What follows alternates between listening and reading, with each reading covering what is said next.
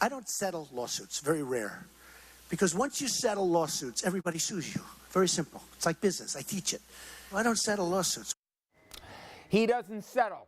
That is until he does. Now, the most recent example is, of course, Trump University. Back in February, Donald Trump settled that fraud case to the tune of $25 million. Students at the now defunct school said they paid tens of thousands of dollars to learn Trump's secrets to getting rich with real estate. But instead, they got a bunch of broken promises. They were supposed to meet Trump, never did. They claimed the instructors unqualified, and the secrets to success were just tips they could have just found on the internet as easily. The then New York Attorney General, he called the whole thing a sham. Well, there's a new book out called Trump U, The Inside Story, and it's written by someone who actually worked there. I recently sat down with author Stephen Gilpin. You know, it's interesting, obviously, your perspective with a lot of the headlines today, but first of all, let's try and remind people not just what happened at Trump University, but who it happened to. Describe the typical student that enrolled at Trump University. We're not talking about some rich college-age kid here, by and large. We're talking about people in the second chapter of their life, a lot of people who pretty much poured their life savings into this tuition, right?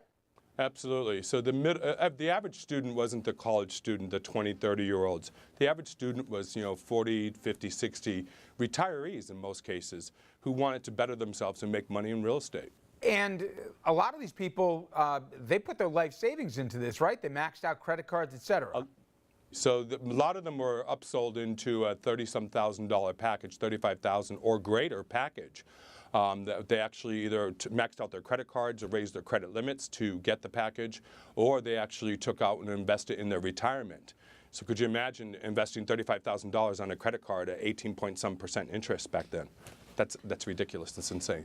And what they thought they were getting was the Trump brand, that they were going to go to a place, they were going to learn all the inside secrets, and they were going to have professionals teach them, how to navigate real estate and make $1 million doing it, right? And that, in fact, was the promise that Trump put right there in the introductory materials for these people.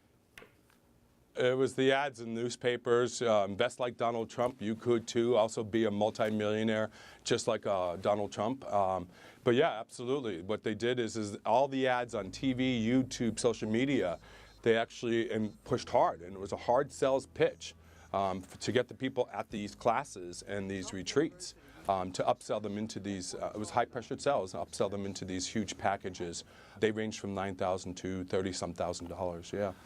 So you get into it, and you quickly started hearing stories about and getting calls from people that you had mentored, and they're coming back with students exactly with what they're hearing at some of these Trump U live events, and you were concerned because they were getting literally illegal advice, right? It was illegal advice. And I'll give you an example. So if you're in the state of Delaware, in the state of Delaware, in 2008, 2010, there was a real estate federal law passed, is cash for keys, and it's called Theft of Equity Act. You can't go there and knock on somebody's door and take cash for keys and talk them out of their property because, we have to realize at the time I started at Trump University, the real estate market was crashing. It didn't crash yet, but it was on its verge of crashing. So you can't teach that. It's illegal. And the only way I knew this is because I would receive the phone call from the student explaining to me that they were trying to get this transaction approved and do this transaction, and they needed somebody to walk them through the process.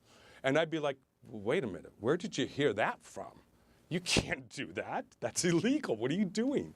And that's when I was stunned and was like, who taught you that? I wanted to know the name of the person who actually spoke to you and taught you that. I learned it at this creative financing event in Arizona or Texas. And I'm like, whoa, somebody's got to go out there and be the compliance auditor, because you have to realize if you're selling, you're selling. But these people are coming across as real estate experts, and they're not. And when you're doing that, that is sending out a very fraudulent and false impression. And as you say in your book, a lot of the folks, it turns out, were not credentialed, should not have been in front of a classroom, or should not have been leading some of these live seminars. But the other thing we had heard, Stephen, was the premise behind this was students were going to get an education, the inside education as to how to really do terrific, obviously, in the real estate market. But when they went out on their own, part of the allure of this degree was that there was going to be somebody there with you, somebody who's going to be a constant resource for help. We've heard time and time again that just never materialized for a lot of folks, or people that did come really weren't qualified to be helping them in those stages, in the latter stages of an acquisition. In some cases, it was.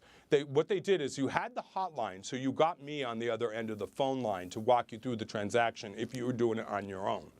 Also, what you had was, it was called the 3-day in-field mentorship, where somebody would go out there who was qualified and who has actually done this. Now, in some cases, there was some qualified people, but a majority of them were just high-pressured salespeople walking them through that transaction. When did you know this thing was a deck of cards here that was going to fall, that it was a big hustle? A lot of people ask that. It was probably later on in my career that I started noticing it. I didn't really fully pledged know how bad it was until the subpoena process, until I got subpoenaed and going through the questionings myself, and my whole life changed. That's when we really got into the brass tactics of it. I knew some of the salespeople were not ethical salespeople, and they weren't kosher, and they were teaching some things that were illegal.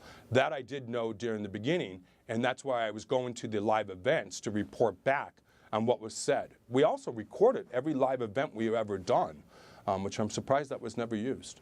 The book is Trump U, The Inside Story of Trump University. Stephen Gilpin. Stephen, I appreciate the time. Thank you so much, sir. Have a great day. And coming up next, a sneak peek at our Memorial Day special, Vietnam Reflections. We speak with veterans from our area, and they share their experiences with us.